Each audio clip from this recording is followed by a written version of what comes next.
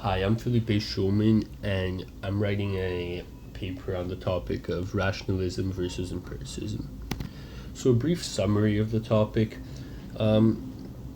Rationalists, um, they argue that we have some innate knowledge in some areas of study which is rational to us, and the other knowledge we have is gained through experience. The two rationalists that I analyze in my paper are Descartes and Leibniz, but there are many other rationalists, such as Spinoza, Kant, and one of the early rationalists is Plato, who argued for the superiority of a priori knowledge, which is something I'll develop later in the presentation. Empiricists, on the other hand, argue that we have no innate knowledge in the subjects we pursue. So all of the knowledge we have is gained through experience. The empiricists I examine in my paper are Locke and Hume, but other empiricists include Berkeley and Ayer. So Descartes says when we review all the actions of the intellect by means of which we are able to arrive at the knowledge of things with no fear of being mistaken, we recognize only two: intuition and deduction. So those are the two types of knowledge according to rationalists.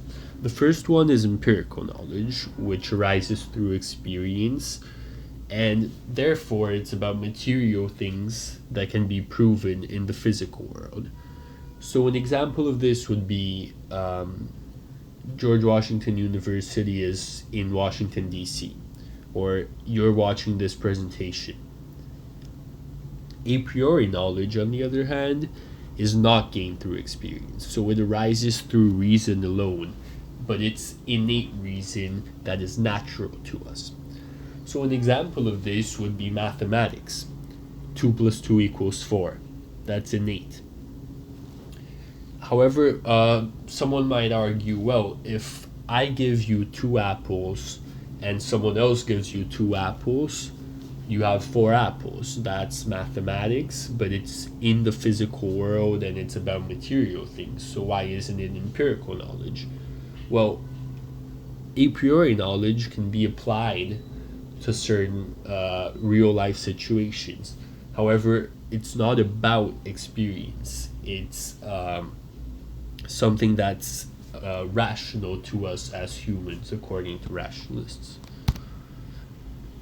So rationalists argue this through three theses mainly. The first one is the induction-deduction thesis.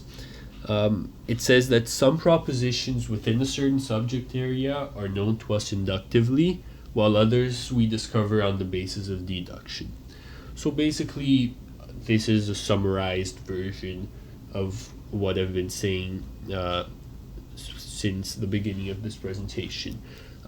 Some of our knowledge within certain subject areas is given through experience, and others are rational a priori knowledge. Another thesis is the innate knowledge thesis. This thesis argues that we have knowledge of some truths in a specific subject area as part of our nature as rational beings. So basically it says within a subject area, some of the concepts are going to be innate, and some of the concepts are going to be gained through experience. And the other thesis, which is similar to the innate knowledge thesis, is the innate concept thesis. And it says that we have some of the concepts we employ in a certain subject area as part of our rational nature. Empiricism was basically founded as a response to rationalism. John Locke says, no proposition can be said to be in the mind which it never yet knew, which it never yet was conscious of.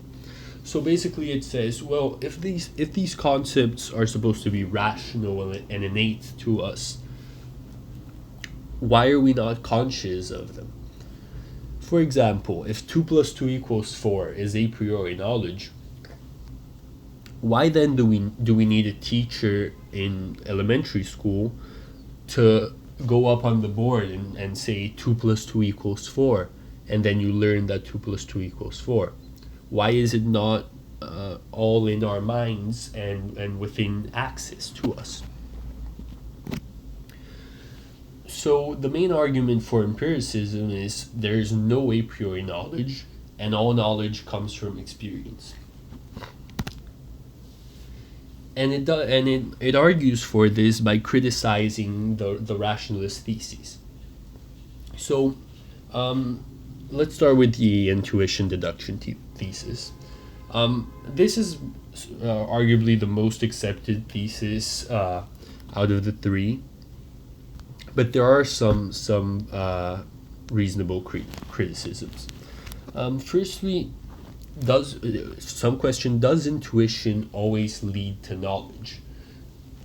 When we talk about knowledge, it's something that is proven and it's real.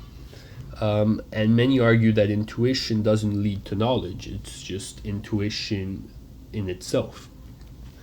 And some go even further and they say, what is intuition?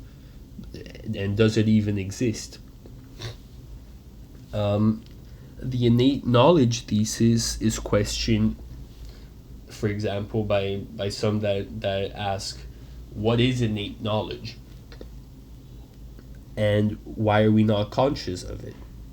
So again, this is reflected by the Locke quote exposed above. Well, if all these concepts are innate to us, why don't we have access to them, and why are we not conscious of them? Why do we still need to learn? And if we need to learn them, aren't they empirical knowledge? And finally, many criticize the innate concept thesis, for example, by saying that cultural differences make it so that the innate concept thesis is just not true. For example, if you grow up in a society that doesn't acknowledge the existence of God, the innate concept of God as an omnipotent being simply does not exist in the minds of those children.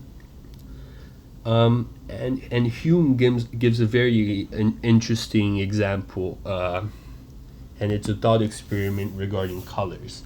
And he says, imagine a child has exposure to all the colors in the world, except for one particular shade of blue. And then he's put in front of a spectrum of all the colors, except for the color that's missing. And so he sees the spectrum, and he knows that one of the colors is missing clearly, because there's a larger gap between the tone and the colors in that specific place. Well, even though he knows a color is missing, he can't imagine solely from his imagination, without being exposed to the color, the actual color. So if that's true, then that concept that we see as innate is actually not innate at all. It's simply gained through experience. But the experience the experience repeats itself so many times that it becomes almost automatic. But it is a fruit of experience. So that's basically what my paper is going to deal with.